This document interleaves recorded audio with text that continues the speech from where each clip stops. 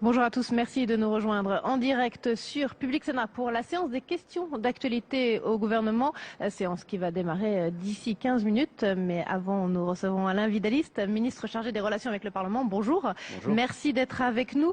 Juste pour nos téléspectateurs, parmi les thèmes qui vont être évoqués cet après-midi lors de cette séance des questions d'actualité au gouvernement, eh bien, au moins 3 questions sur l'école et la réforme des rythmes scolaires, mais également des interrogations des sénateurs sur l'intervention au Mali ou encore le texte qui a été rejeté par le Sénat la semaine dernière autour des scrutins électoraux. Nous y reviendrons donc tout à l'heure. Alain Vidalis, pour commencer, donc Florence Cassé qui a été libérée hier soir au Mexique, qui est arrivée il y a un peu plus d'une heure maintenant sur le sol français, et déjà la polémique politique qui enfle entre l'ancien président, le nouveau président, celui qui aurait le plus facilité la libération de la Française. Est-ce que vous n'avez pas plutôt, vous, envie de vous réjouir aujourd'hui ?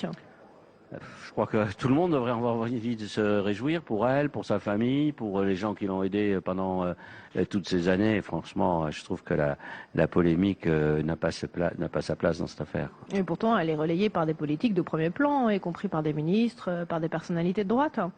Est-ce que c'est pas tout simplement les deux personnalités des deux présidents de la République, l'ancien et le nouveau, qui ont permis finalement cette issue heureuse ? De toute façon, quand il y a une issue heureuse, peu importe, au fond, c'est grâce à qui? C'est d'abord une décision de la justice du Mexique qui, après des errements, est arrivé à prendre cette décision. C'est ça qui est important. Chacun sait le rôle qu'a pu jouer François Hollande dans cette affaire, mais ça ne remet pas en cause ce qu'avait au moins essayé de faire Nicolas Sarkozy. Et je pense qu'il n'y a pas de hiérarchie à faire. Chacun se fera son opinion. Franchement, je trouve qu'un débat sur le mérite de chacun, c'est assez déplacé. En tout cas, Florence Cassé sera reçue demain à l'Élysée avec sa famille par le président de la République, François Hollande. Une autre information qui a été publiée par certains médias ce matin, autour des 75%, de l'imposition des 75%, il paraît que le gouvernement y renoncerait. Est-ce que c'est vrai ? C'est pas vrai, c'est faux. Donc je vais faire une seule réponse pour que ça évite encore des commentaires. La réponse est non.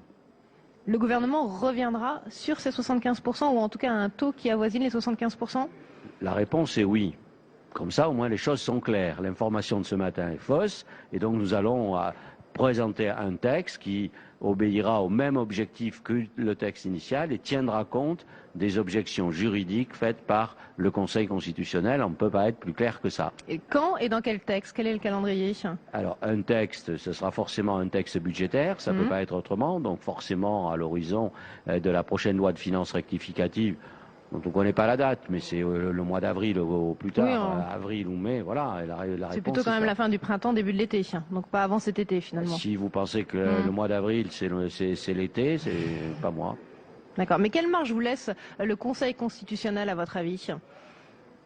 Il nous demande de revoir notre copie puisqu'il a estimé qu'on ne pouvait pas taxer les gens à titre individuel. Je rappelle que c'est ça le problème, parce que la fiscalité se fait par ménage. Et donc il faut qu'on arrive soit à réintroduire dans la fiscalité par ménage, mais c'est compliqué, mais ça fait partie des objets, des idées qui sont à l'étude, soit d'avoir une assiette qui se situe en amont, c'est-à-dire à la source. Voilà, bon, c'est assez compliqué techniquement, mais oui, l'information... il y a le débat aussi sur le seuil maximal d'imposition possible, sans atteindre un niveau trop confiscatoire. Ça, c'est pas la décision du Conseil constitutionnel, mais c'est l'une des indications qu'il donne. Ça compte. Naturellement, vous avez raison sur ce point, mais l'information de ce matin n'a strictement aucun contenu crédible. Concernant la réforme autour du cumul des mandats, est-ce que là vous avez un calendrier un peu plus précis à nous annoncer? Tout à fait. Le texte passera en Conseil des ministres le 27 février. Je ne peux pas être plus précis. Donc tout ce que je lis sur les interrogations, ils le feront jamais ou il n'y aura pas de texte. Je vous donne la réponse. Non. Le texte sur le cumul des mandats, le projet présenté par le président de la République en Conseil des ministres sera présenté le 27 février. Je précise 2013.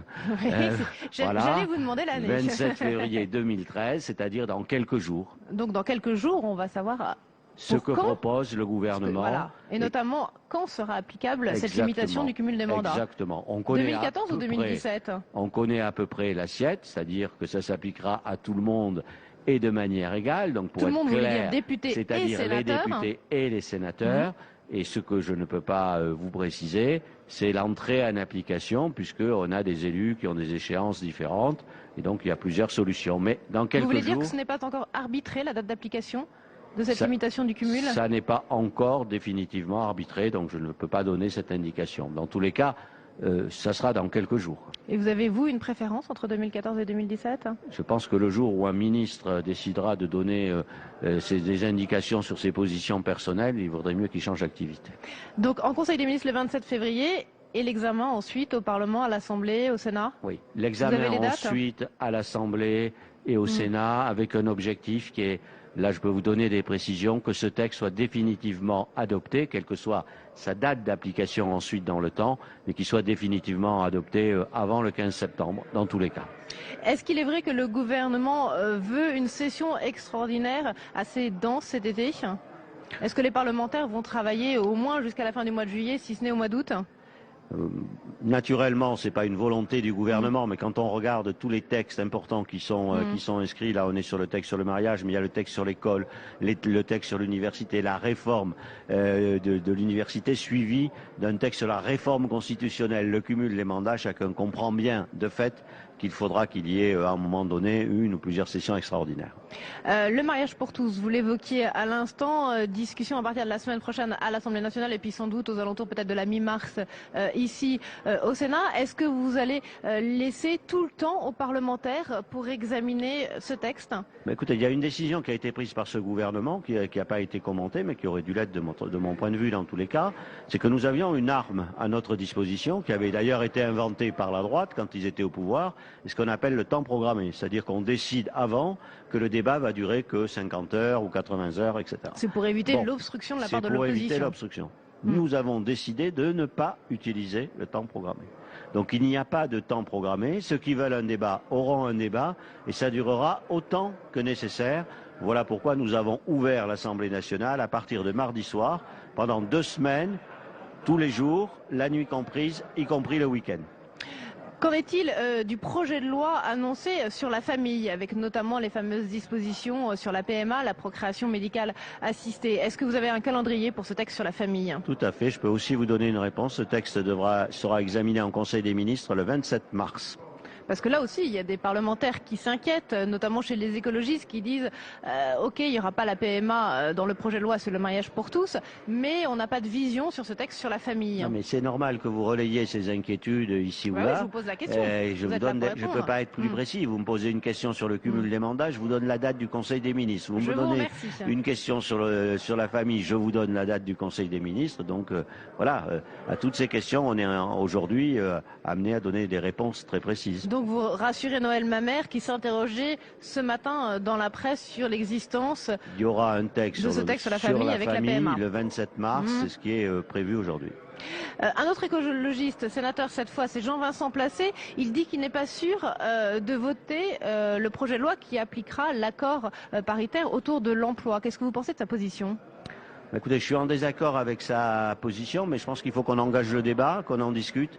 Il y a 2 choses dans cette affaire. Il y a d'une part l'appréciation sur le contenu du texte lui-même, où on peut avoir une appréciation différente de son contenu, et puis il y a les règles qu'on essaye de respecter devant l'existence d'un accord entre les partenaires sociaux. Et là, il faut être très attentif. Ça fait partie des engagements du président de la République d'avoir un nouveau système, un nouveau rapport à la démocratie sociale, c'est-à-dire les accords entre les partenaires sociaux. Et d'ailleurs, ça sera inscrit dans la Constitution, puisque dans la réforme constitutionnelle, qui aura lieu vraisemblablement fin juillet, il y aura cette reconnaissance de la démocratie sociale. Et donc là, on est face plutôt, je dirais, à une question de méthode et de principe sur jusqu'où on va par rapport aux textes qui ont été signés par les partenaires sociaux, si on veut, ce qui est le souhait de Jean-Vincent Placé et celui du gouvernement, si on veut qu'à l'avenir, il continue à y avoir dans ce pays des négociations entre les partenaires sociaux et dans les entreprises. Réforme, accord entre les partenaires sociaux qui a été salué par l'ensemble du gouvernement, y compris Cécile Duflot. Jean-Vincent Placé, Cécile Duflot, c'est le même parti. Ça repose une nouvelle fois encore la question de la place des écologistes au sein du gouvernement. Écoutez, jusqu'à présent, personne, et vous pouvez pas me donner un exemple, n'a pris les écologistes à défaut par rapport à la solidarité gouvernementale. Ils sont au gouvernement et cet engagement, ils le respectent. Ils ne votent pas tous les textes du gouvernement, Alain Vidalis. L'engagement de la majorité gouvernementale, c'est les textes fondamentaux, le budget, la loi de financement de la sécurité sociale.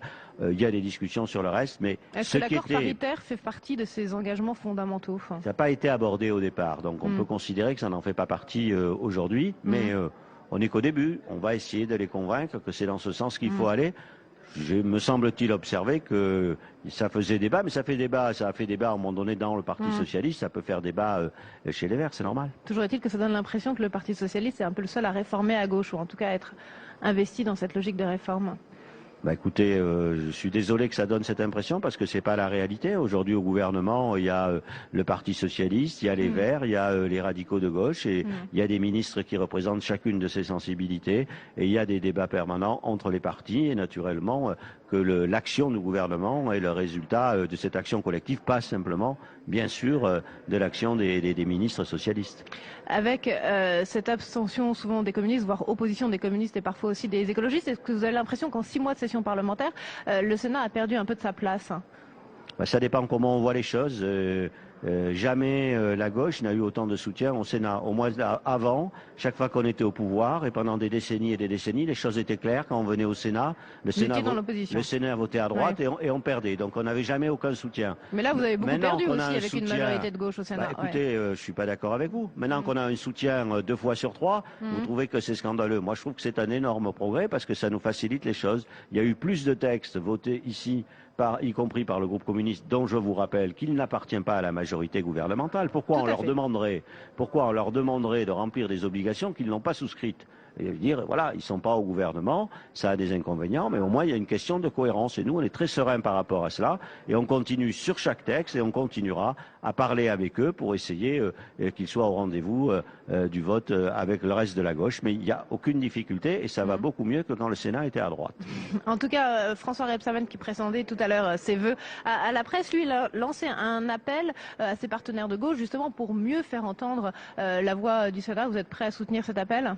Bien sûr. Je crois qu'aujourd'hui, chacun mesure ici que parfois, il n'est pas bon pour l'institution sénatoriale. Le ministre des Relations avec le Parlement le regrette, qu'il n'y ait pas de texte voté par le Sénat. Quand un texte est rejeté ici, on ne va pas faire de la technique simplement. Tout simplement, on ne peut même pas à l'Assemblée nationale reprendre tel ou tel article qui aurait été modifié par le Sénat. De telle façon qu'on peut avoir des lois dans lesquelles il n'y a aucune trace du travail, souvent sérieux, intéressant, fait au Sénat. Et donc, c'est vrai que ça pose un vrai problème pour l'institution. Une dernière question d'actualité, Alain Vidalis. Bernard Arnault a transféré ses actions en Belgique pour assurer la pérennité de son groupe. Est-ce que vous ne trouvez pas dommage que la France ne puisse pas assurer la continuité du premier groupe mondial de luxe qui est français?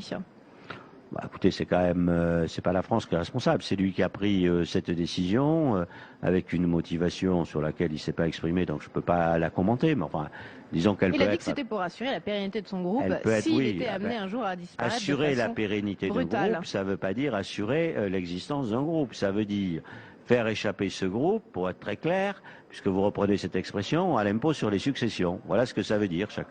Chacun appréciera. Mais si pour assurer la pérennité de telle ou telle chose, il faut supprimer tous les impôts sur les successions, c'est un autre modèle de société auquel il fait référence. Très bien. Écoutez, merci beaucoup Alain Vidalis d'avoir été notre invité cet après-midi. Je vais vous laisser rejoindre tranquillement l'hémicycle du Sénat, puisque dans quelques instants va débuter cette séance des questions d'actualité au gouvernement. Séance qui va être présidée par Jean-Pierre Bel, le président du Sénat. Jean-Marc Ayrault, le Premier ministre, sera présent. Alors je vais vous donner la liste des thèmes et des questions qui vont être posées au gouvernement cet après-midi par les sénateurs. On va commencer par une question sur les rythmes scolaires. Beaucoup de questions autour de l'école, de la réforme envisagée par le ministre de l'Éducation Vincent Peillon et notamment de la grève cette semaine des enseignants à Paris contre la réforme du calendrier des rythmes scolaires. Donc une question de Gérard Lecam qui est communiste, également une question de Catherine Morin-Desailly, qui elle est centriste. La situation au Mali et l'intervention de la France va bien sûr également être abordée avec une question de Robert Hue qui n'est plus communiste, qui appartient ici au Sénat au groupe des radicaux du Rassemblement démocratique et social européen. Henri Drincourt, l'ancien ministre chargé des relations avec le Parlement sous Nicolas Sarkozy, eh bien lui aussi interpellera le gouvernement sur cette intervention de la France au Mali. Et puis parmi les thèmes également abordés lors des questions d'actualité au gouvernement cet après-midi, une question sur la lutte contre la pauvreté, alors qu'une mission a été confiée à François Chérec, l'ancien leader de la CFDT. Vous le voyez sur ces images, Jean-Pierre Bel et Jean-Marc Ayrault se dirigent vers l'hémicycle du Sénat alors qu'on vient d'entendre la sonnerie retentir, ce qui signifie que d'un instant à l'autre, eh bien, cette séance des questions d'actualité au gouvernement va pouvoir commencer. Voilà, Jean-Marc Ayrault qui se trouve à l'instant juste derrière moi dans cette salle des conférences, et la salle qui est juste à côté de l'hémicycle du Sénat. Il vient de rentrer dans l'hémicycle. La séance va pouvoir commencer et elle se terminera par des questions autour de la formation professionnelle, autour de la culture scientifique et technique, autour de la pêche et enfin une dernière question autour du projet de loi sur les scrutins électoraux, un texte important qui va modifier non seulement le calendrier électoral, mais également les scrutins des municipales et surtout des cantonales. C'est un texte, un projet de loi du gouvernement qui a été rejeté la semaine dernière par le Sénat et sur lequel, bien sûr, la Haute Assemblée sera amenée à nouveau à se pencher.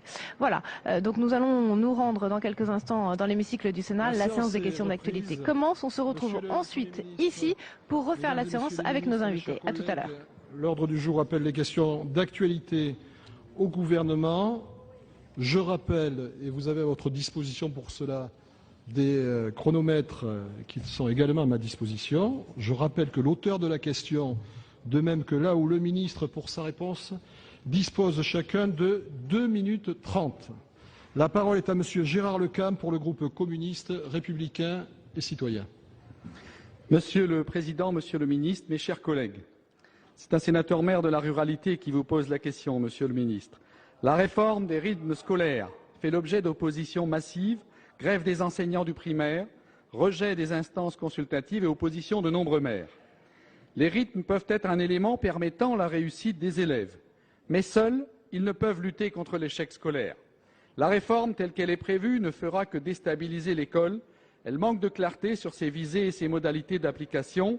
Quant au délai de mise en œuvre par les communes, le mois supplémentaire accordé hier ne change rien, ils sont trop courts. Ce débat a perdu de vue sa visée éducative pour se trouver arbitré et enfermé à l'aune des capacités financières des communes qui ont la charge de sa mise en œuvre. Le rôle du scolaire et du périscolaire n'est pas précisé, des activités pédagogiques pourront être mises en place, mais le gouvernement ne dit pas au service de quel projet éducatif. Sa faible durée, 30 à 45 minutes, en réduit la portée et pose la question du personnel encadrant. Et ce n'est certainement pas en assouplissant les normes d'encadrement, piste actuellement privilégiée, qu'un projet de qualité pourra être porté. Au contraire, cela nuit à la sécurité des enfants. Sans périmètre précis, cette réforme va aggraver les inégalités territoriales face au service public de l'éducation nationale, inégalités que la droite a amplifiées depuis 10 ans.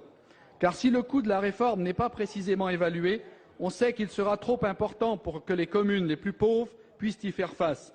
Le coût réel qui revient le plus souvent se situe autour de 150 € par élève. Comment pourront-elles prendre en charge ces nouvelles activités pédagogiques périscolaires? Comment pourront-elles faire face à l'augmentation de la demande de transport scolaire, de cantines et de centres de loisirs découlant de la scolarité du mercredi matin? Vous répondez, Monsieur le Ministre, par une dotation exceptionnelle de 250 millions d'euros, dont le montant largement insuffisant sert davantage de moyen d'incitation pour une mise en œuvre rapide que de compensation des coûts. Cette aide n'est d'ailleurs attribuée qu'aux seules communes mettant en œuvre la réforme dès 2013, comme si l'augmentation des dépenses était liée à la seule mise en place de la réforme et n'était pas pérenne. Il n'y a aucune urgence et il faut prendre le temps de faire une réforme au service de la réussite de tous les élèves sur tout le territoire. C'est pourquoi je vous demande, Monsieur le Ministre, allez-vous enfin réaffirmer le rôle de l'État dans l'éducation nationale en accordant une compensation financière de la totalité des coûts aux communes? Merci. Merci. Pour vous répondre, Monsieur Vincent Payan, ministre de l'Éducation nationale. Monsieur le Président, Mesdames et Messieurs les sénateurs, Monsieur les sénateurs, vous avez raison, même si c'est un souci légitime, de ne pas vouloir enfermer, comme vous le dites vous-même, la réforme de l'éducation que nous portons, priorité de ce gouvernement, dans des considérations purement financières, même si la suite de votre question était uniquement mobilisée par cette préoccupation. Nous voulons que les enfants de France puissent tous réussir. Et c'est le projet que nous avons proposé hier au Conseil des ministres, c'est l'idée de la refondation de l'école de la République. C'est absolument nécessaire car, vous le savez, au plan national, au plan européen, nous sommes en train de dégrader profondément les résultats scolaires. 25% d'élèves en difficulté à l'entrée au collège. Des inégalités qui s'accroissent. Et une école qui a été, ces dernières années, durement attaquée, non seulement par les restrictions de postes, 80 000, dans votre Académie de Rennes, 376 postes en plus à la rentrée, je vous remercie de l'avoir noté, mais en même temps la suppression de la formation des enseignants.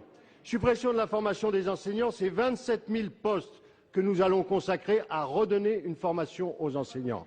Sur la question des rythmes scolaires, tout le monde sait, et j'écoutais ce matin encore Marcel Ruffo, l'Académie de médecine, les assemblées qui ont été consultées par la précédente majorité, que l'exception française, unique au monde, 144 jours de classe, se fait peut-être dans l'intérêt de beaucoup d'adultes, pas dans l'intérêt des élèves.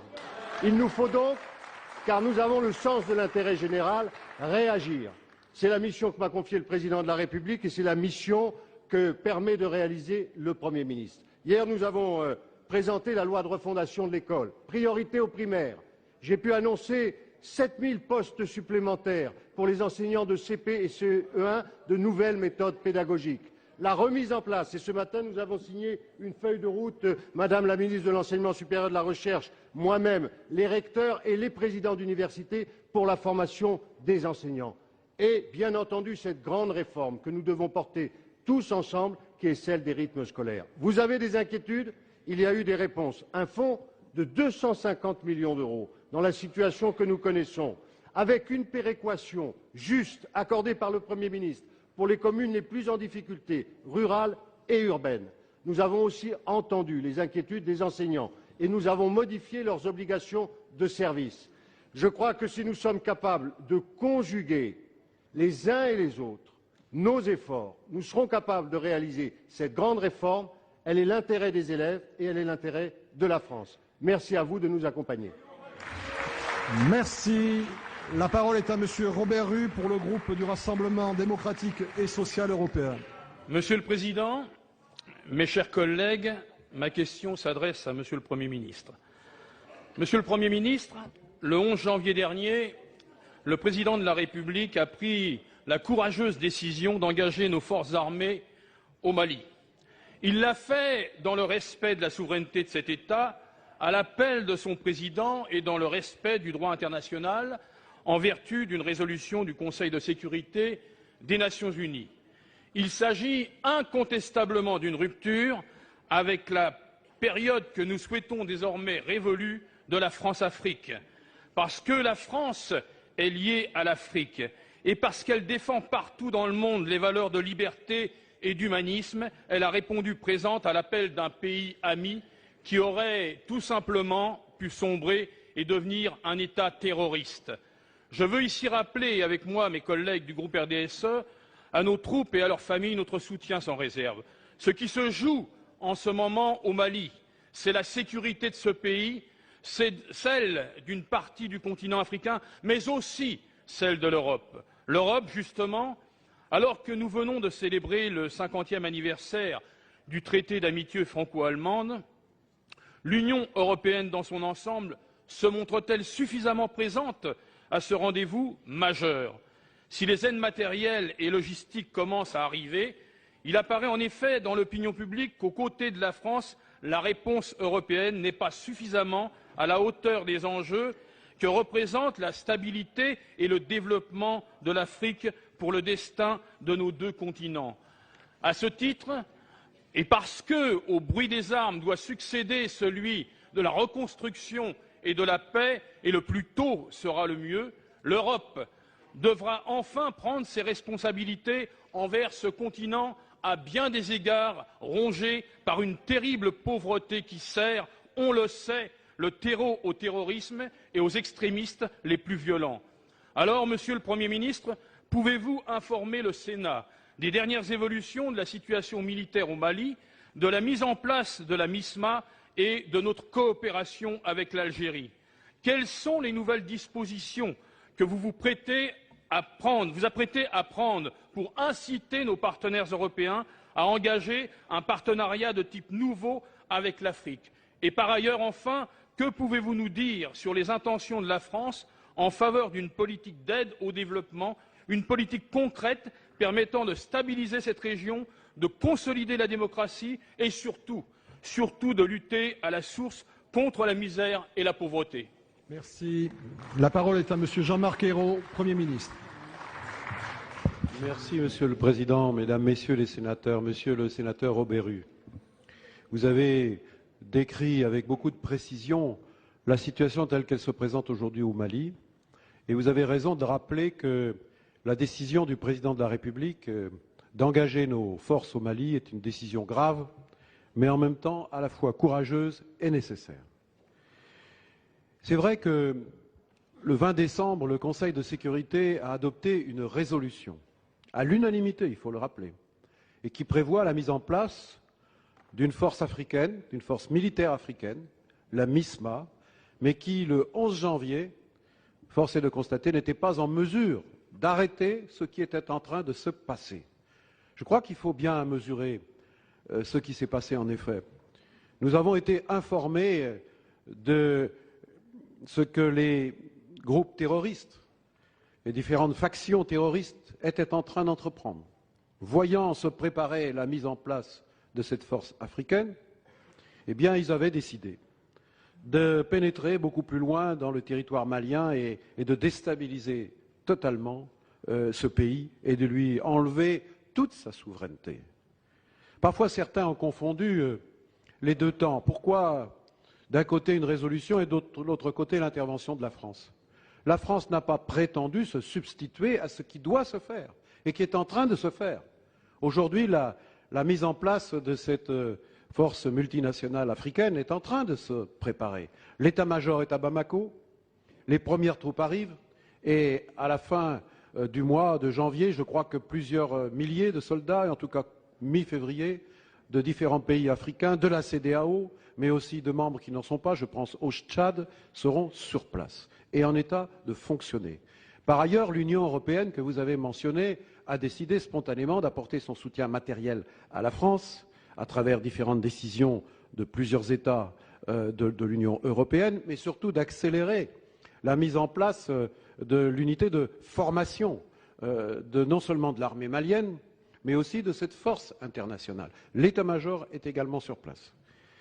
Donc c'est tout ce processus qui est en train de se mettre en place, mais qui a quand même conduit la France et le président de la République à prendre la décision d'engager nos soldats le 11 janvier. Ce n'est pas une décision facile, je l'ai dit, le Conseil de défense a été éclairé et c'est cette décision qu'a prise le président de la République. Pourquoi?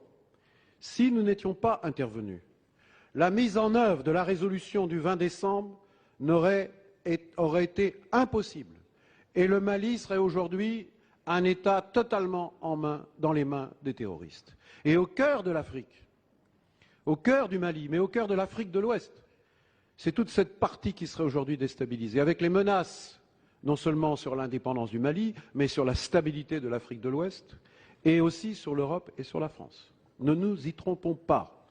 Donc, le chef de l'État par intérim du Mali, le président Traoré, a appelé le président de la République au secours et a fait une demande officielle de soutien de la France. La France a consulté tous ses partenaires, d'abord les partenaires africains, qui ont tous, à l'unanimité, et ils l'ont confirmé encore samedi dernier à la réunion d'Abidjan, à laquelle la France était représentée par le ministre des Affaires étrangères, Laurent Fabius, ils ont tous affirmé leur soutien, mais aussi leur reconnaissance à la France. Car aujourd'hui, eh bien, ce ne serait même plus la peine de parler de la MISMA. Donc cet objectif d'arrêter la progression des groupes terroristes est atteint. Nos troupes, avec les troupes maliennes, sont déjà en train de progresser. Mais la France n'a pas vocation, je l'ai déjà dit hier à l'Assemblée nationale, à rester au Nord Mali. C'est la force africaine qui doit la suppléer le plus rapidement possible. Et c'est en train de se préparer. Mais au-delà de cela, il faudra réussir aussi la transition politique. Nous sommes avec des institutions provisoires, des dirigeants provisoires au Mali, transitoires. Et donc il est très important, et la France, avec la communauté internationale, le Conseil de sécurité, doit y veiller attentivement, que cette transition politique soit réussie. Ce n'est pas facile à faire. Il faudra bien sûr exclure de la discussion les groupes terroristes, mais parler avec les différentes composantes de la communauté nationale malienne, des forces politiques, mais aussi à prendre en compte les spécificités territoriales. Je pense aussi au Nord Mali, aux Touaregs. Donc ce travail, il faut l'engager le plus vite possible et surtout contribuer à sa réussite. Et puis il y a un autre volet que vous avez parfaitement eu raison d'aborder et qui est le volet du développement. Nous sommes là dans des pays particulièrement pauvres. En tout cas, la plupart d'entre eux sont particulièrement pauvres. Et donc c'est la responsabilité non seulement de la France, mais c'est aussi celle de l'Europe de tout faire pour assurer le développement du continent africain et tout particulièrement de l'Afrique de l'Ouest. Le ministre du Développement, Pascal Canfin, est en train de préparer des assises du développement et qui se tiendront donc dans les prochains mois. Et j'espère qu'elles contribueront aussi à mobiliser l'ensemble de nos partenaires européens. En tout cas, c'est une conviction de la France. Le président de la République, François Hollande, dans son discours de Dakar, a rappelé cette nécessité. Et je crois que c'est notre responsabilité d'être en première ligne. Vous avez rappelé un passé révolu, celui de la France-Afrique. C'est bien loin, en tout cas, ce n'est pas dans nos conceptions. Mais ça ne veut pas dire qu'on doit, et vous l'avez parfaitement bien dit, monsieur le sénateur Robert Hue, ça ne veut pas dire pour autant que la France doit se désintéresser de l'Afrique. Et ce n'est pas seulement la responsabilité de la France, c'est la responsabilité de toute l'Europe. Le continent africain a un bel avenir devant lui, qui passe par la démocratie, qui passe par des institutions stables, mais qui passe aussi par le développement. Et ce développement sera celui de l'Afrique, un développement durable, un développement qui donne des perspectives à tous les peuples africains, mais qui sera aussi le nôtre. C'est à la fois l'intérêt des Africains, c'est aussi l'intérêt des Français et des Européens. Donc soyons à la hauteur de l'histoire.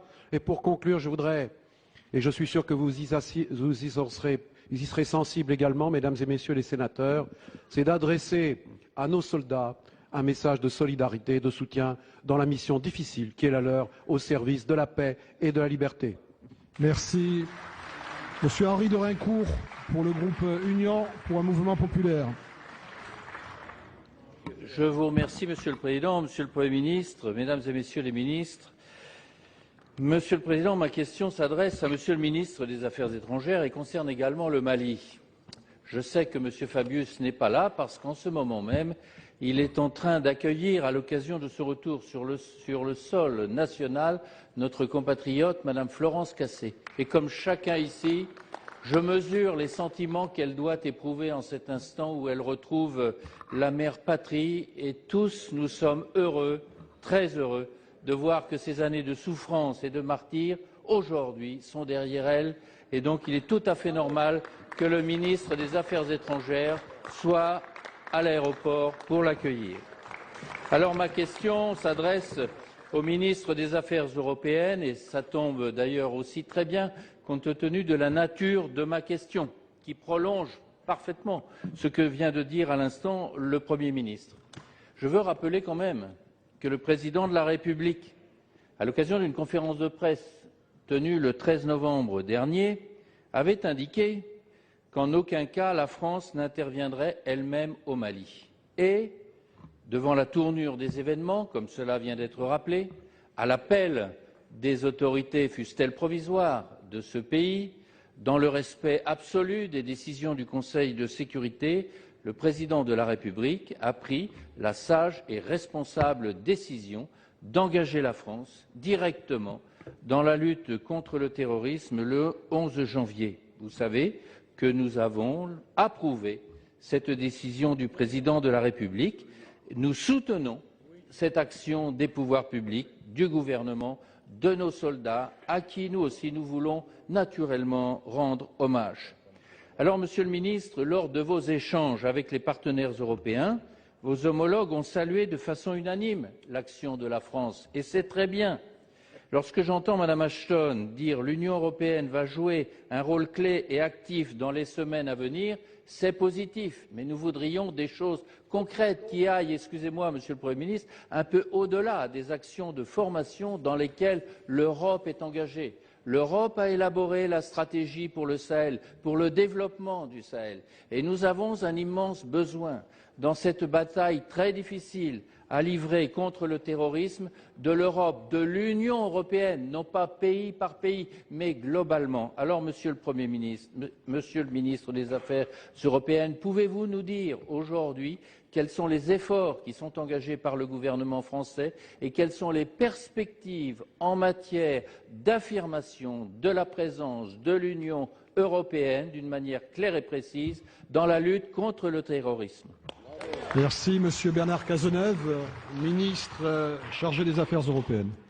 Monsieur le sénateur, merci beaucoup pour votre question qui est l'occasion de préciser quel est le rôle de l'Union européenne dans la crise du Mali et de préciser aussi les conditions dans lesquelles notre pays a été amené, avec ses partenaires de l'Union européenne, à définir pour le Mali une stratégie qui permette à ce pays de retrouver son intégrité territoriale, de faire face aux risques terroristes. Et par-delà le Mali, il s'agissait de sécuriser le continent africain lui-même qui risquait, en cas de contamination terroriste, de se trouver déstabilisé et d'assurer aussi la sécurité de l'Europe et de notre propre pays.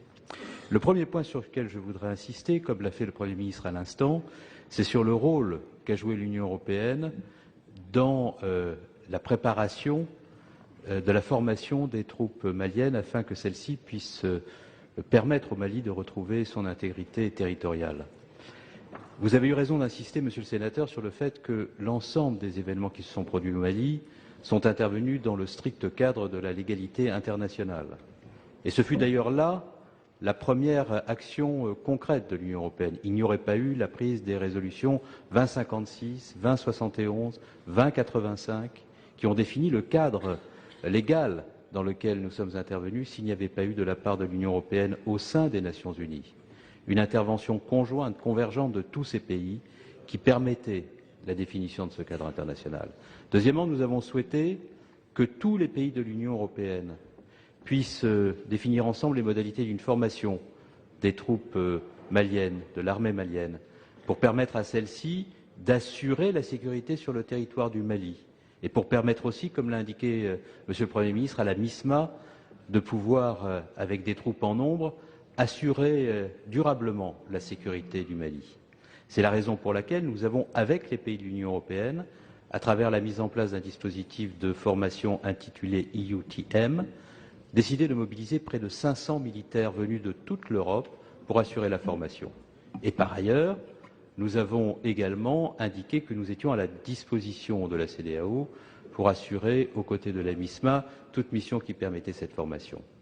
Si, au moment où les terroristes ont décidé de faire mouvement, la France n'avait pas, sous l'impulsion du Président de la République, pris la décision d'intervenir, tout ce que nous avons décidé avec les Européens ne serait pas possible aujourd'hui. Le Mali serait tombé entre les mains des terroristes et aujourd'hui, la situation serait celle d'une déstabilisation majeure. Et nous avons par conséquent continué à travailler avec les Européens qui, contrairement à ce que nous avons pu entendre à certains moments, ont mobilisé des moyens à nos côtés, moyens aériens pour assurer du transport de troupes et en nombre, moyens sanitaires pour venir en assistance, moyens humanitaires qui seront bien nécessaires sur le terrain. Et par ailleurs, nous réunissons la conférence des donateurs à Abidjan, à Addis Abeba le 29, pour mobiliser des moyens financiers qui permettront d'aller au bout de cette opération. Nous sommes donc dans une action européenne où la France joue un rôle de précurseur pour établir l'intégrité territoriale du Mali et assurer la sécurité du Sahel face aux risques terroristes. Merci. La parole est à présent à Madame Catherine Morin-Desailly pour le groupe Union des démocrates et indépendants UC. Monsieur le ministre, chers collègues, d'ici fin mars, les communes de nos départements sont appelées à se prononcer sur une réforme des rythmes scolaires applicables en 2013 ou 2014, pour laquelle les élus n'ont été ni sérieusement informés, encore moins consultés. Aujourd'hui, ce projet aux contours flous, dont l'impact financier n'a absolument pas été évalué, a été sévèrement retoqué par toutes les instances de concertation. Comité technique ministériel, Conseil supérieur de l'éducation, commission consultative d'évaluation des normes. Aujourd'hui, dans un contexte de baisse annoncée des dotations de l'État pour 2014 et 2015, les élus se sentent pris à la gorge et s'interrogent sur la faisabilité du projet en l'état. Que se passera-t-il lorsque cette aide exceptionnelle de 250 millions d'euros promise pour 2013 disparaîtra ? Aide qui, selon les premières estimations de nos collègues, apparaît déjà très en deçà des dépenses engendrées. Sous quelle responsabilité seront placés les enfants entre 15h30 et 16h30 ? Qui les encadrera ? Aura-t-on partout en ville comme en milieu rural les moyens de recruter des personnels qualifiés pour les activités culturelles ou sportives annoncées ? Des questions toutes simples, Monsieur le Ministre, d'élus qui nous interpellent tous les jours, des questions auxquelles vous n'avez pas franchement répondu tout à l'heure. Savez-vous réellement ce qu'est gérer une petite commune et son école ou encore un regroupement scolaire en milieu rural? Ces élus qui font beaucoup d'efforts déjà revendiquent tout autant que vous le bien-être et l'intérêt de l'enfant. Aussi appréhendent-ils ce qui risque de creuser des inégalités entre les territoires. Les sénateurs UDI pensent que l'éducation est une priorité. Aussi, Monsieur le Ministre, nous voulons vous alerter contre un passage en force qui risque d'être contre-productif pour un aménagement nécessaire du temps de l'école. Car telles étaient bien les conclusions de la conférence nationale sur les rythmes scolaires initiée par Luc Châtel, au sein de laquelle j'ai travaillé d'ailleurs avec 2 autres sénateurs de groupes politiques différents. Dans nos recommandations, qui par ailleurs proposait un projet plus global, qui intégrait aussi le rythme de l'année, ce que je ne vois pas vraiment dans le projet, nous insistions sur la méthode, une méthode qui devait privilégier la concertation. À la précipitation qui a été la vôtre depuis le début et contre laquelle le Premier ministre vous a d'ailleurs mis en garde en juin dernier, notre groupe pense qu'il faut privilégier l'expérimentation, la souplesse qui permet aussi, tout en respectant les objectifs, des adaptations. En clair, Monsieur le Ministre, pour réformer, vous devez échanger avec l'ensemble des partenaires de l'école, en premier lieu avec les représentants des collectivités qui assumeront la mise en œuvre. Aujourd'hui, ces élus dont nous nous faisons le porte-parole vous demandent des moyens pour appliquer cette réforme, mais surtout du temps. Et ce n'est pas le mois de réflexion supplémentaire accordé aux communes qui permettra de résoudre le problème, car aujourd'hui, il faut bien le dire, c'est la plus grande des confusions qui règnent. Merci. La parole est à M. Vincent Peillon, ministre de l'Éducation nationale. Madame la sénatrice, vous avez opportunément rappelé que vous aviez fait partie du comité de pilotage d'une grande consultation nationale sur la réforme des rythmes scolaires menée par mon prédécesseur pendant plusieurs mois. Cette consultation a tiré le bilan de ce qui avait été une des réformes les plus tristes mises en œuvre par la majorité précédente, la suppression des 4 jours et demi. Vous avez vous-même tiré la conclusion qu'il fallait revenir à 4 jours et demi de classe, 5 heures si on le pouvait par jour, et vous avez même fait la préconisation de rajouter 2 semaines de cours. Et puis vous êtes arrêté là. C'est dommage parce que vous l'aviez reconnu vous-même, c'est l'intérêt des élèves, dans la situation que j'ai rappelée tout à l'heure, que nous soyons capables tous ensemble de réaliser cette réforme. Il faut la concertation. Elle a duré plus d'1 an à votre époque, elle a duré plusieurs mois depuis notre installation. Toutes les associations de maires ont été reçues à plusieurs reprises, y compris les maires de zones montagneuses, les maires ruraux qui sont prononcés pour, et l'AMF. Mais je vois que vos informations ne sont pas toujours justes. Vous avez parlé de la commission des normes, où les élus sont représentés. Elle a validé hier ce projet de décret par 8 voix pour et 2 voix contre. Pourquoi? Parce que les informations leur sont enfin parvenues, qui jusque-là avaient du mal à passer, étant donné le travail de désinformation que vous faites, après pourtant l'affichage du souci. C'est dommage, parce que pour des raisons purement politiciennes, vous prenez les enfants de France en otage. On a vu d'ailleurs quelles étaient à l'égard de l'éducation nationale vos pratiques pendant 5 ans. Et nous sommes obligés aujourd'hui d'effectuer une réparation. C'est vrai sur les rythmes, car c'est vous qui avez fait la semaine de 4 jours unique au monde. C'est vrai sur les remplacements, car vous avez supprimé 80 000 postes. C'est vrai sur la formation des enseignants, car vous l'avez supprimé. Eh bien nous pensons à l'avenir de la France, nous apportons des réponses concrètes sur les taux d'encadrement, sur le financement de cette réforme, sur la consultation des uns et des autres. Et si vous avez encore des inquiétudes, au-delà de celles que vous entretenez pour des raisons politiciennes, mes services sont entièrement à votre disposition pour vous permettre de faire ces projets territoriaux dans lesquels les élus locaux auront une responsabilité particulière. Certains ne veulent pas, je vois le maire de Marseille, accorder à l'école la priorité qu'elle mérite. L'État français le veut, l'école le veut, mettez-vous en mouvement. Merci, monsieur Martial Bourquin pour le groupe socialiste et apparenté.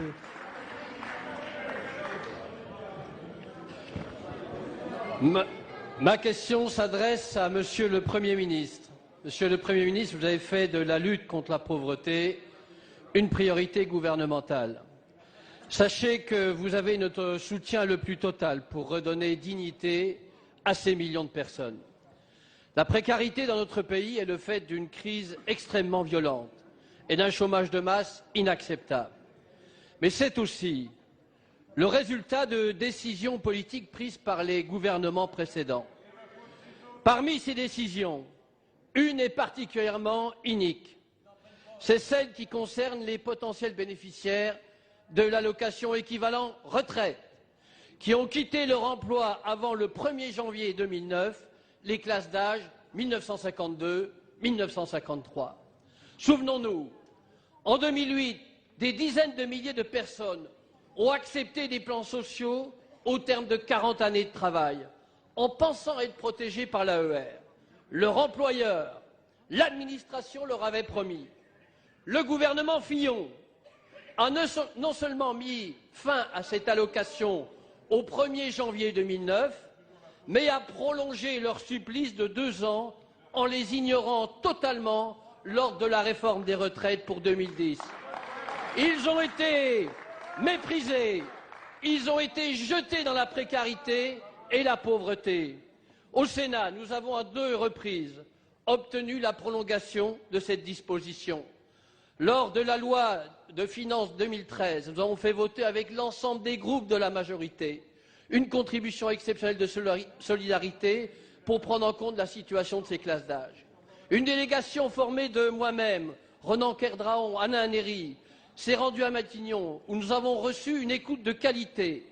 Je sais aussi que les principales centrales syndicales vous ont très récemment encore alerté sur la situation de ces personnes. Monsieur le Premier ministre, je connais votre attachement à la justice sociale. Je veux vous sensibiliser sur le drame humain que vivent au quotidien ces personnes. Elles vivent un vrai calvaire. Ma question est simple. Allez-vous réparer les erreurs des précédents gouvernements Fillon et aider cette classe d'âge qui vit dans le dénuement, la précarité la plus complète? Elles ont travaillé si longtemps, ces femmes et ces hommes. Ils ont travaillé si longtemps. Ils ont le droit de retrouver la dignité. Ils ont le droit de retrouver l'espoir. Monsieur Jean-Marc Ayrault, Premier ministre. Oui, merci, Monsieur le Président. Mesdames, Messieurs les sénateurs, Monsieur le sénateur Martial Bourquin. D'abord, merci de votre soutien au plan du gouvernement de lutte contre la pauvreté et pour l'inclusion sociale. Et j'aimerais bien que, Mesdames et Messieurs les sénateurs, qui ironisaient, que vous puissiez aussi vous engager dans le soutien à la lutte contre les injustices.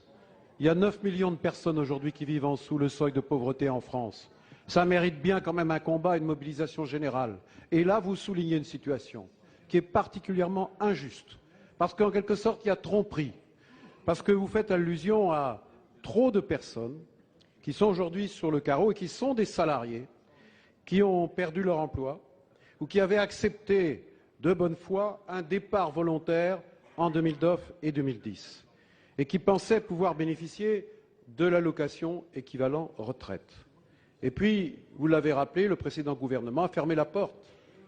Et il a fermé la porte au moment où il était plus difficile pour les salariés d'atteindre l'âge légal à la retraite, puisque dans le même temps, la réforme de retraite de 2010 a augmenté cette durée légale, et ce qui fait que les personnes concernées par l'AER, nées entre 52 et 53, se sont trouvées doublement pénalisées. Et aujourd'hui, le gouvernement précédent a mis en place en catastrophe une allocation transitoire qui s'appelle l'ATS et qui est versée sous un ensemble de conditions tellement draconiennes qu'en réalité ce sont certaines centaines de personnes qui peuvent en bénéficier. C'est-à-dire que le problème reste entier. Et vous faites partie de ceux, avec le président de votre groupe, François Rebsamen, qui m'avait alerté il y a déjà plusieurs semaines et qui est particulièrement mobilisé, comme le sont, et vous l'avez à juste titre rappelé, toutes les organisations syndicales représentatives des salariés. Eh bien, vous avez raison. Il faut solutionner ce problème. Il faut supprimer cette injustice. Et le gouvernement s'y est engagé devant votre Assemblée le 26 novembre dernier, au moment de la discussion de la loi de finances pour 2013, où, à cette occasion, vous et vos collègues, vous avez fait une analyse précise de la situation. Cette analyse nous rappelle que plus d'une dizaine de milliers de personnes nées entre 1952 et 1953 et qui n'ont toujours pas atteint, je viens de le rappeler, l'âge légal de la retraite, à taux plein, vivent actuellement avec le revenu de solidarité active ou l'allocation spécifique de solidarité. Mais ce sont des personnes qui vivent douloureusement cette situation, qui ont travaillé toute leur vie, qui ont toutes leurs annuités et qui n'ont que quelques mois, voire parfois un an maximum, à attendre avant de liquider leur retraite et qui sont au RSA. Alors, nous allons régler ce problème. C'est pour ça que j'ai décidé de répondre à l'urgence sociale que vous avez rappelée. J'ai décidé, à titre dérogatoire, de mettre en place une prestation d'un montant équivalent à l'AER.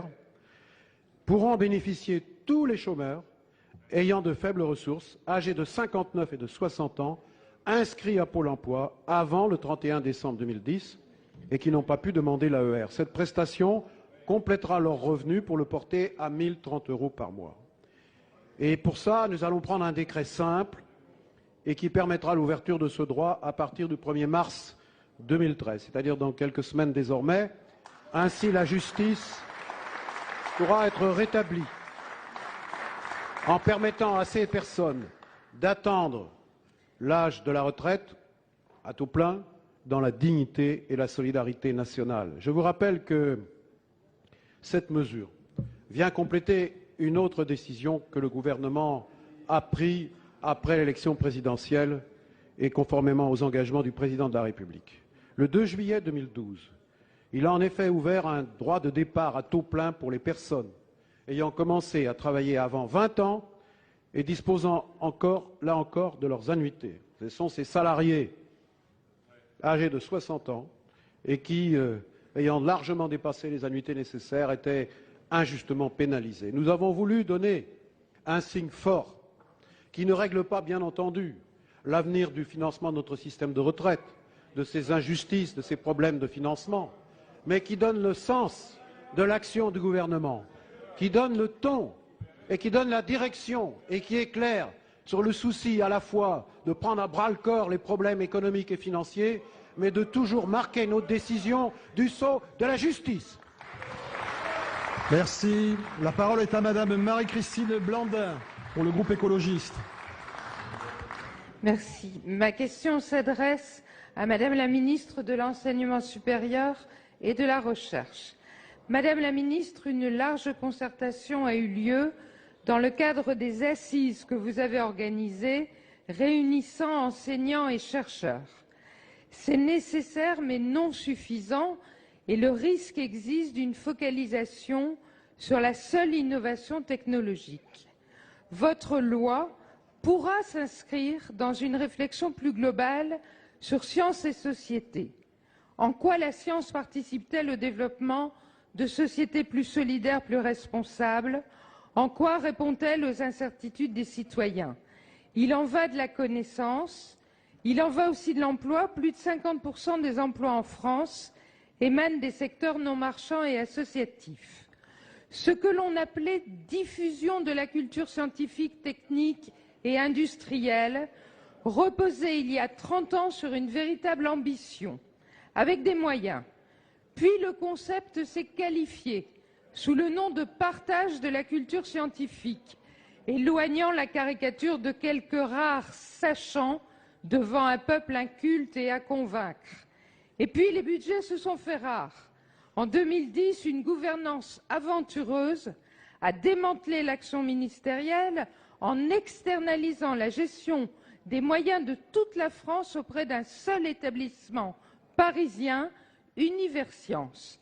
Imaginerait-on confier tout le budget des théâtres de France à l'Odéon, charge à lui de le répartir? Les associations licencient, la probable décentralisation des CCSTI auprès des régions ne répondra pas à l'ensemble de la question. Pourtant, des initiatives remarquables nous donnent des horizons séduisants, des recherches participatives dont le programme est défini par une institution, comme le Muséum, des sciences citoyennes dont la recherche est définie avec des associations, des sciences coopératives dont le programme est co-construit, co-défini, copiloté, comme cette recherche sur les céréales panifiables en Île-de-France avec l'INRA, les associations, les boulangers, les paysans et les consommateurs. Quelle part, Madame la Ministre, allez-vous donner dans votre projet de loi à ces pistes indispensables pour une société de la connaissance, participative de l'intelligence collective et résistante aux obscurantismes? Madame Geneviève Fioraso, ministre de l'Enseignement supérieur et de la Recherche.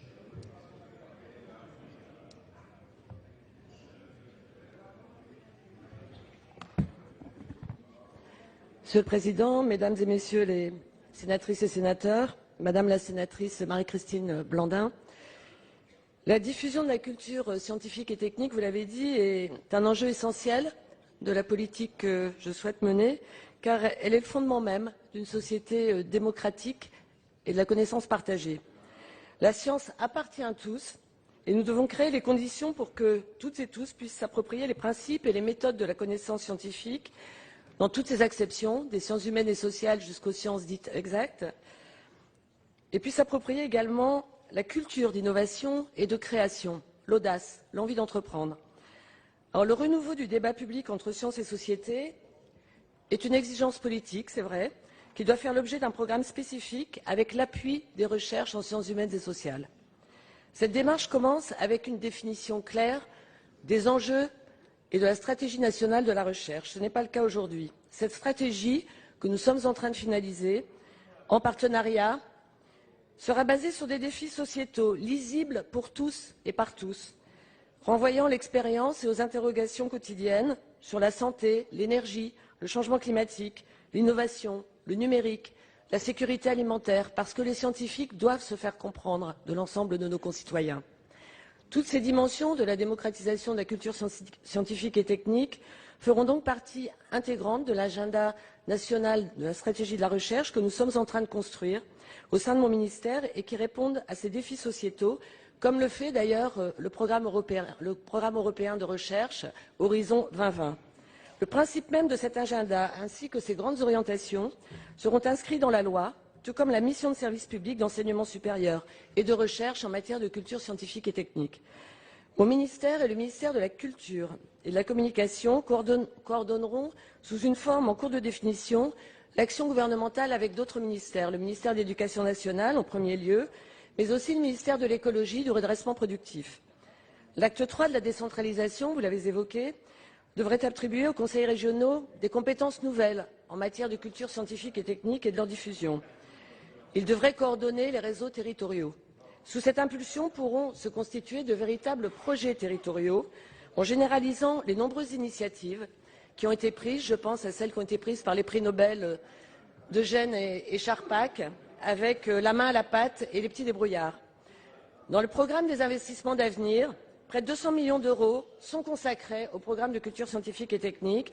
Ils sont destinés au public scolaire dès le plus jeune âge, avec une large diffusion, site web, radio. La formation des enseignants dans les écoles supérieures du professorat et de l'éducation prendra en compte ces enjeux en s'appuyant sur les ressources territoriales que j'ai évoquées. Nous l'avons d'ailleurs discuté ce matin avec les présidents d'université et les recteurs qui vont accueillir ces écoles. Enfin, les regroupements territoriaux, les communautés d'université seront amenés à proposer systématiquement une stratégie de diffusion de la culture scientifique qui sera évaluée et intégrée. Je conclurai avec cette phrase de Marie Curie que je souhaiterais partager avec vous. Rien n'est à craindre, tout est à comprendre. Merci. La parole est à Monsieur Jean-Claude Carle pour le groupe Union pour un mouvement populaire. Merci, Monsieur le Président. Monsieur le Ministre, la réforme des rythmes scolaires catalyse tous les mécontentements. Les enseignants étaient dans la rue ce mardi. À Paris, 90% étaient en grève, n'en déplaise à M. Bruno Julliard, qui trouve désormais que certains syndicats utilisent beaucoup trop leur capacité de blocage. Les parents craignent, eux, pour les activités périscolaires. Les élus qui devront payer les surcoûts n'ont pas été associés. Le président Gaudin l'a rappelé, plus de 15 millions d'euros pour la seule ville de Marseille. Pour Calais, à l'autre bout de la France, ville dont notre collègue Natacha Bouchard est maire, ce sera 1,5 million d'euros pour mobiliser 700 agents et 1 million d'euros pour le seul surcoût de transport dans mon propre département. Et pourtant, Monsieur le Ministre, cette réforme est nécessaire. La France a l'année scolaire la plus courte, la semaine également la plus courte et la journée la plus longue. Alors pourquoi la seule réduction d'une petite demi-heure journalière provoque-t-elle tant de protestations alors que chacun reconnaît cependant que la situation n'est pas satisfaisante? Deux raisons majeures à cela, l'une de fond, l'autre de méthode. La raison de fond, c'est l'approche trop dogmatique de chronobiologistes. En ce qui concerne le calendrier scolaire, par exemple, ne tenir compte que du fameux 7-2 est une erreur si l'on n'intègre pas les rythmes économiques et les rythmes climatiques. Dans une région comme la mienne, le décalage en mai d'une semaine de vacances de printemps, c'est 10% de recettes en moins pour le secteur touristique. 10% qui pourraient participer au financement des surcoûts engendrés par la réforme. Raison de méthode, Monsieur le Ministre. Il est illusoire dans ce domaine comme dans d'autres de vouloir imposer le même rythme à toute la France depuis la rue de Grenelle. Cela ne marche pas. Notre mission d'information l'a clairement constaté il y a un an. Seules les réformes basées sur le partenariat et la proximité donnent des résultats. Alors, Monsieur le Ministre, allez-vous suspendre ce décret qui traîne d'ailleurs à être publié, donner des directives aux recteurs et aux directeurs académiques pour qu'ils engagent une réelle contractualisation avec les collectivités et les acteurs locaux de la communauté éducative dans un cadre de partenariat gagnant-gagnant. Le Premier ministre est allé dans le sens de cette demande hier après-midi en vous invitant à prolonger la concertation jusqu'à la fin mars. Preuve, Monsieur le Ministre, qu'il n'y en avait pas eu ou pas suffisamment eu. Je doute cependant que ce temps soit suffisant. Merci, Monsieur Vincent Payon, ministre de l'Éducation nationale. Très cher sénateur, on va avoir l'occasion là de vérifier que nous allons bien dans le sens que vous souhaitez. En effet, que dit le décret qui sera publié vendredi? C'est que la consultation des conseils d'école et la consultation des élus doit permettre à l'éducation nationale, la consultation, de contractualiser des plans territoriaux éducatifs d'aménagement des rythmes scolaires qui seront bien différents, comme vous le souhaitez évidemment, selon les communes et les projets éducatifs. Vous avez un souci d'élus de montagne, je le comprends, et c'est pour ça que j'ai reçu à plusieurs reprises les élus de montagne et que j'ai donné, et le Premier ministre lui-même, raison à leur demande. C'est la première fois que dans une politique publique, vous avez une péréquation de cette nature, où vous avez 50 € universels, mais 90 € pour les communes éligibles à la DSU ou à la DSR, et en particulier les communes rurales. C'est près du triple, et ça fait donc quelques moyens. Vous avez demandé en même temps qu'il puisse y avoir un certain nombre de dérogations, mais sur des bases que vous devez quand même essayer de comprendre et transmettre justement. Un peu d'arithmétique. Si nous rajoutons 3 heures le mercredi matin, nous n'enlevons pas une demi-heure, 4 jours, ça ferait 2 heures, il y aurait 1 heure qui se balade. C'est 3/4 d'heure. Le décret dit demi-heure maximum pour vous permettre d'organiser au mieux, selon vos moyens, les journées scolaires. Certains choisissent la pause méridienne, d'autres veulent faire davantage le soir. Certaines villes, déjà, qui sont aux 4 jours et demi, choisissent de grouper sur des après-midi entières les activités périéducatives. Nous avons concilié un certain nombre de cadres nationaux, c'est quand même le minimum, avec précisément la possibilité pour vous tous de faire au mieux dans l'intérêt des élèves. Vous savez, Cette réforme, vous le dites vous-même, il faut la faire. Elle n'a pas été faite pourquoi? Parce qu'elle est difficile. Elle suppose pour les enseignants, pour les professeurs, pour les parents, peut-être pour nous tous, un certain effort. Mais vous savez, je le rappelais ce matin, la grande tradition française, ce qui est facile n'a pas tellement d'intérêt. Là où nous serons jugés, c'est notre capacité de résoudre un certain nombre de difficultés. Ce dont nous parlons aujourd'hui, c'est la capacité de nos enfants, des élèves français, de réussir, tous les enfants, et c'est l'avenir de la France. Nous étions en Allemagne il y a 2 jours, 25% de jeunes Français qui sont au chômage. Il y a des pays, c'est 10%. Ce décrochage est lié aux difficultés de notre système scolaire. Elles ont été accrues ces dernières années.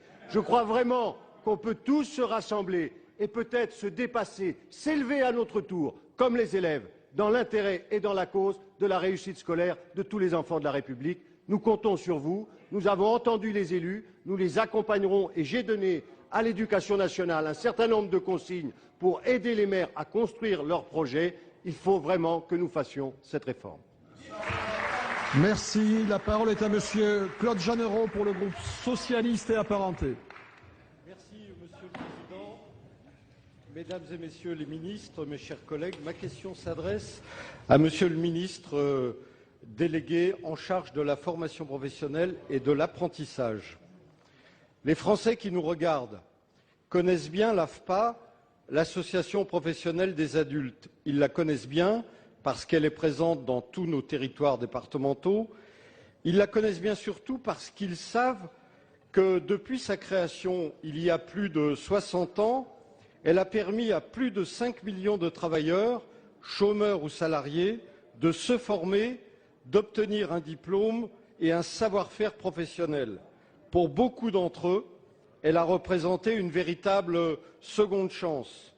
Elle a aussi permis aux entreprises de notre pays de recruter les salariés qualifiés nécessaires. Dans cette période de chômage massif, plus que jamais, nous avons besoin de disposer d'organismes de formation efficaces permettant de préparer les qualifications attendues. Or, depuis des années, force est de le constater, l'État s'est désengagé financièrement de cette institution. Une vision libérale a voulu en faire un organisme de formation comme les autres. Pourtant, la réponse aux besoins de formation, nous le savons bien, dans une logique d'intérêt public, ne saurait être soumise aux seules règles du marché. Ainsi, jetée dans le bain de la concurrence intégrale, l'AFPA, il y a quelques semaines, était menacée de disparition. Dès votre arrivée au gouvernement, Monsieur le ministre, Messieurs les ministres, vous avez su prendre les premières mesures d'urgence. Surtout, le Premier ministre a rendu public la semaine dernière à Caen les décisions prises en faveur de l'AFPA pour assurer son sauvetage. Mais au-delà, il est nécessaire désormais d'assurer l'action de l'AFPA sur la durée en confortant sa mission de service public tout en lui permettant bien sûr d'évoluer et de se moderniser. Monsieur le ministre, pouvez-vous apporter aux 9 300 salariés de l'institution et au-delà aux 150 000 stagiaires accueillis chaque année un éclairage sur la stratégie de pérennisation de l'AFPA telle qu'engagée par le gouvernement? Je vous remercie. Merci. Monsieur Thierry Repentin, ministre chargé de la formation professionnelle et de l'apprentissage.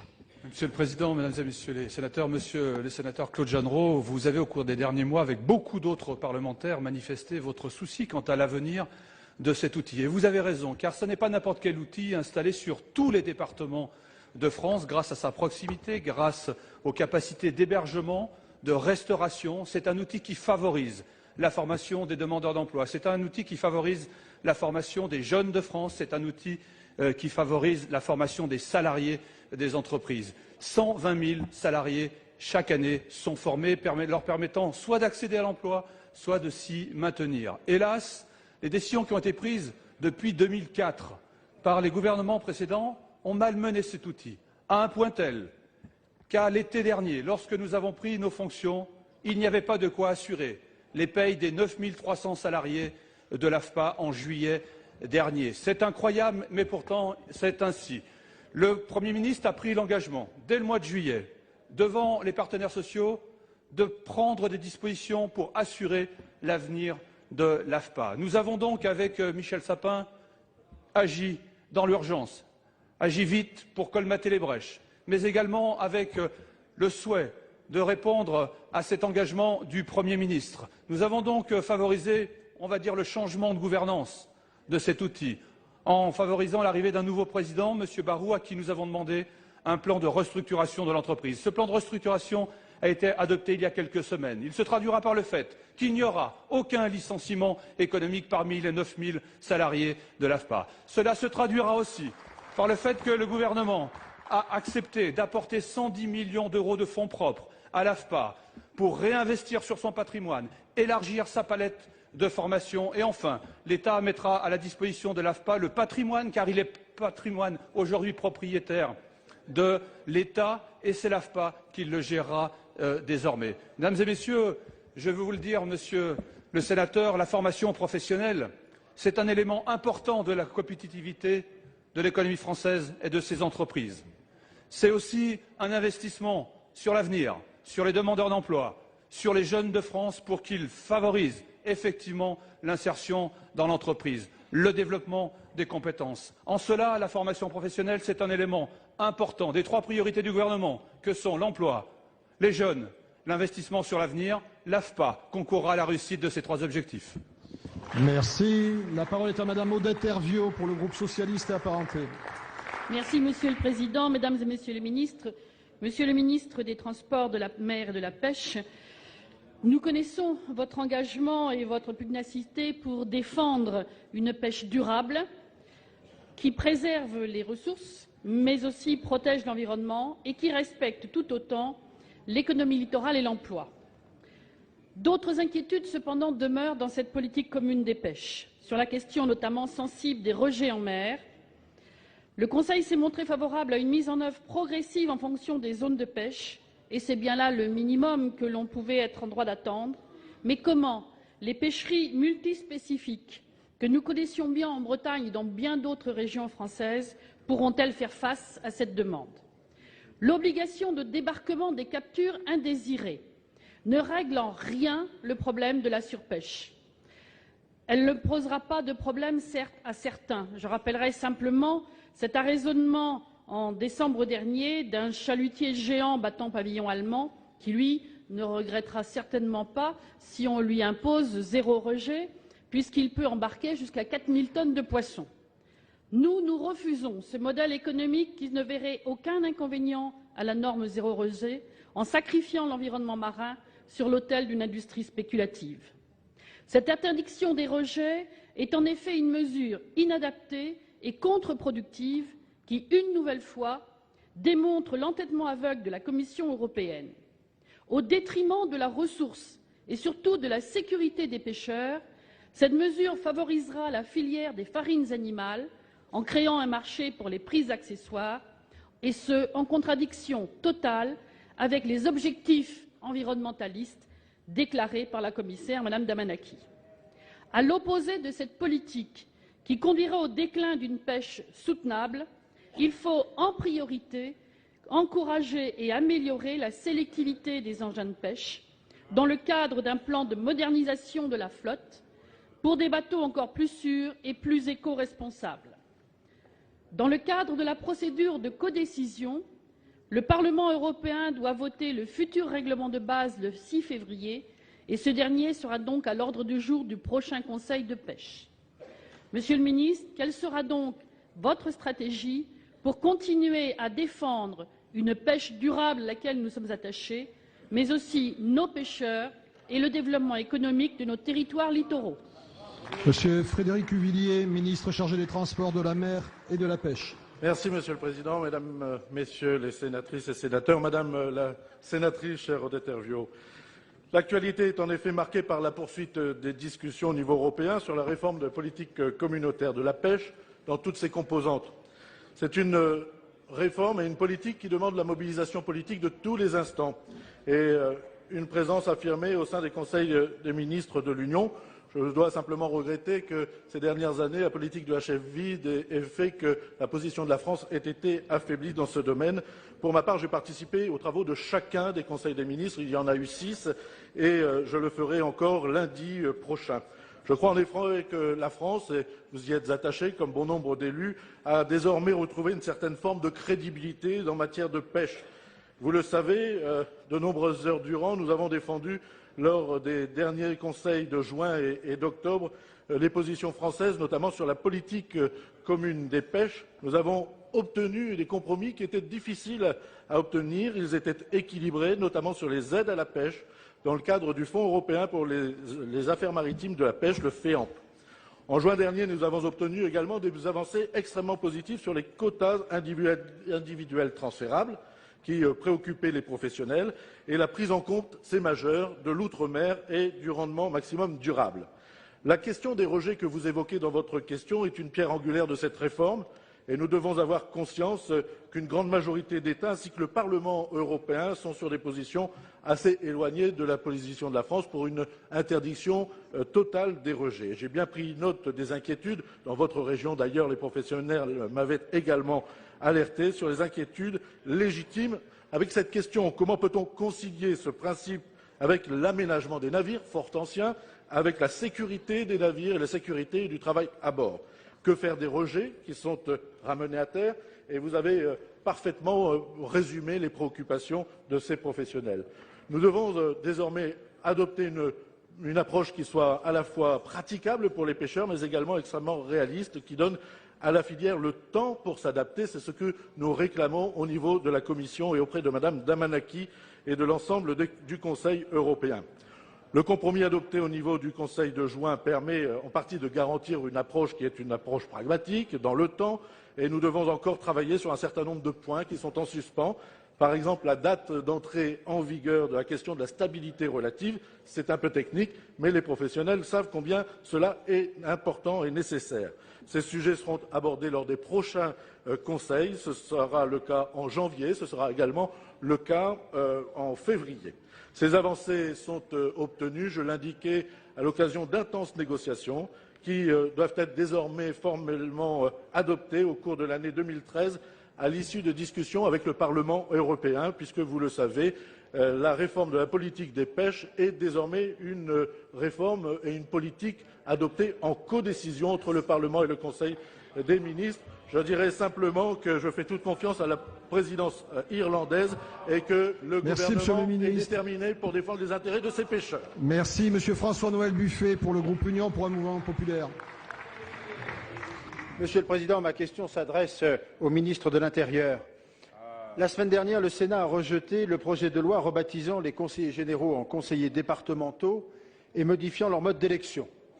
C'est incontestablement un camouflet pour le gouvernement, qui est d'autant plus remarquable que ce n'est pas seulement l'opposition sénatoriale qui a combattu cette réforme, puisque tous les partenaires de votre majorité, les élus radicaux, écologistes ou communistes, ont mêlé leur voix pour empêcher l'adoption de cette réforme.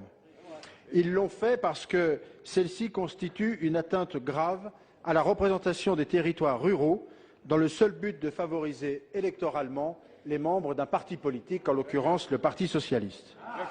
Après vos déclarations d'amour aux collectivités locales, mais vous savez qu'en la matière, il n'y a que des preuves qui doivent être données, on aurait pu espérer que votre gouvernement aurait formulé des propositions pour accompagner la décentralisation, pour améliorer les conditions d'exercice toujours plus complexes des mandats locaux. Au lieu de ça, deux mesures majeures. La première, vous avez préféré matraquer financièrement les collectivités locales au moment du vote du budget. Faut-il rappeler que vous avez ponctionné plus de 2 milliards d'euros sur l'ensemble de celles-ci. À présent, vous voulez modifier les règles électorales des élections locales à la seule fin de tenter d'empêcher l'inévitable sanction dans les urnes de la politique qui est actuellement menée par le gouvernement. L'égal accès des femmes et des hommes aux mandats électoraux est un objectif légitime que par ailleurs nous partageons bien évidemment. Mais il doit être poursuivi sans que cela ne se fasse au détriment d'autres objectifs aussi légitimes comme le pluralisme et la représentation de tous les territoires de la République. Sous couvert de la parité, vous avez inventé un mode de scrutin que le monde nous envie, sur mesure pour vous-même et sans équivalent au monde, dont le seul objet est d'affaiblir la représentation des territoires ruraux. Dans certains départements, la taille moyenne des cantons pourra dépasser 75 000 habitants en coupant ainsi tout lien entre l'élu et ses administrés. Dans mon département, celui du Rhône, les cantons feront 64 000 habitants en moyenne. Dans le nord de celui-ci, la fusion de 6 cantons minimum sera nécessaire pour constituer un seul nouveau. Un seul canton couvrira un tiers du département. À présent que le Sénat, dont le rôle conféré par la Constitution est de représenter les collectivités territoriales de la République, a rejeté ce texte, il serait de toute évidence contraire à l'esprit de nos institutions que votre gouvernement persiste dans son aveuglement, bien sûr, et tente de passer surtout en force à l'Assemblée nationale un projet de loi sur les collectivités territoriales contre l'avis même du Sénat, et pas n'importe quel avis, puisque, y compris des voix de votre majorité, se sont mêlés pour ce rejet. Dans ces conditions-là, personne ne veut de votre réforme, et cela a été démontré. Nous vous demandons de retirer clairement ce projet de l'ordre du jour et de représenter une autre copie, si tant est que vous le souhaitiez, qui soit plus conforme aux intérêts de nos territoires et singulièrement des territoires ruraux. Merci. Merci. Monsieur Manuel Valls, ministre de l'Intérieur. Monsieur le Président, Mesdames et Messieurs les sénateurs, Monsieur le sénateur Buffet, prolongeons donc de quelques minutes les 32 heures que nous avons passées ensemble sur ces questions. Un débat d'ailleurs de très grande qualité, avec des préoccupations exprimées par les uns et par les autres. Il y a eu un vote, c'est incontestable. Ce n'est pas la première fois et on peut le regretter, à l'instar du président Rebsamen ce matin. Mais en tout cas, moi, ce que je constate, c'est que même si le texte n'a pas été voté, et donc à ce stade, il ne s'applique pas, bien évidemment, au-delà des lectures qui sont prévues, le Sénat a cependant adopté des mesures qui me paraissent importantes. La suppression du conseiller territorial, il y a une majorité au Sénat pour cela. C'est pour ça qu'il faut continuer, parce que de toute façon, il y a obligation. Le report des élections départementales et régionales en 2015, ou encore les nouvelles règles pour l'élection directe des conseillers communautaires. Une élection démocratique, c'est d'abord une élection qui permette à la société d'être correctement représentée. Le scrutin départemental doit donc être strictement paritaire, et c'est l'objectif du gouvernement. Qui peut se satisfaire d'avoir uniquement une représentation des femmes qui représente 13,5% des conseillères générales? Qui peut admettre qu'il y ait 2 ou 3 départements qui n'aient aucune femme? Et puis en même temps, nous ne voulions pas présenter un scrutin qui soit strictement proportionnel, parce que là aussi ne permettait pas une bonne représentation des différents territoires qui composent un département. Et puis, de toute façon, s'il fallait modifier, s'il fallait rester au scrutin actuel, il aurait fallu un découpage. C'est un mode de scrutin qui existe depuis 1801. Alors, je veux bien croire que vous soyez attachés au consulat, moi aussi pour un certain nombre de mesures prises à l'époque par Bonaparte, mais en même temps, il faut vivre avec son temps. Et donc, son temps nécessite un certain nombre de changements. Et la représentation démographique, elle doit être claire, elle doit être simple, elle doit être compréhensible par tout le monde. Et donc, la représentation cantonale ne devra pas s'écarter de la règle fixée par le Conseil d'État, les 20%, même si, et moi j'y suis prêt, à desserrer cet étau en introduisant toute une série d'éléments qui permettent aux territoires ruraux, de la montagne, nous en avons parlé tout à l'heure, bref, à une bonne représentation géographique de ces territoires, et je crois qu'on pourra avancer là-dessus. Voilà, Monsieur Buffet, votre majorité avait introduit de la confusion entre le département et la région. Ce gouvernement redonne sa place au département. Vous ne teniez pas compte de la population. Nous vous rappelons qu'en démocratie, un homme ou une femme égale une voix. Vous aviez choisi un mode de scrutin qui pénalisait les femmes. Nous mettons en œuvre la parité. Merci mes chers collègues, nous en avons fini avec les questions d'actualité au gouvernement. Voilà donc pour cette séance des questions d'actualité au gouvernement en direct du Sénat. On se retrouve tout de suite pour refaire la séance avec nos invités.